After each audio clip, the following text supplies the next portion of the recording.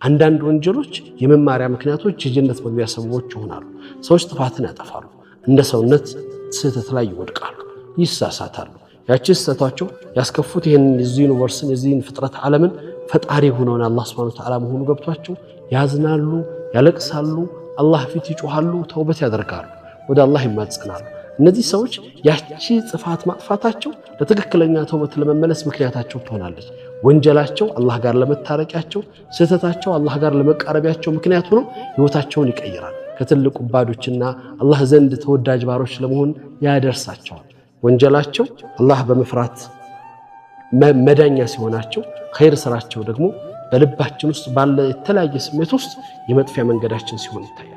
እንደ ሰዎች ነን፣ እንሳሳታለን። ብዙ ስህተቶችን ሰርተናል፣ አጥፍተናል። አሁንም ባጠፋነው ግን ማልቀስ፣ መደበቅ ወደ አላህ። ዛሬ አደጋውና ፈታኝ እንደ ማህበረሰብ የወደቅንበት ትልቅም አደጋ ሁሉም ጉዳዮቻችን ወደ ሶሻል ሚዲያና ወደ ማህበረሰብ እናወጣቸዋለን። እኛ ጋር ቀርተው እኛና በአላህ መካከል እንኳን ተደብቀው ምህረትን እንዳይሰጡን፣ የተውበት እድል እንዳያጎናጽፉን አደባባይ ላይ ለቀናቸዋል። ከኛ አልፎ ሌሎች ላይ ደርሰዋል። መመለስ በማይችሉበት ሂደት ሰዎች እንዲሻረጉት ያን ወንጀል አድርገናል።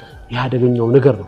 ስለዚህ ነው ወንድሞች እንደ ሰው እንሳሳታለን፣ በብዙ ነገር ላይ ልንወድቅ እንችላለን። ግን ለቅሶ ልናለቅስበት፣ አላህን ይቅርታ ልንለምንበት፣ ወደ ተውበት ልንቻኮልበት ሲገባ በተቃራኒው ከሆነ ጉዳቱ ከፍተኛ ነው።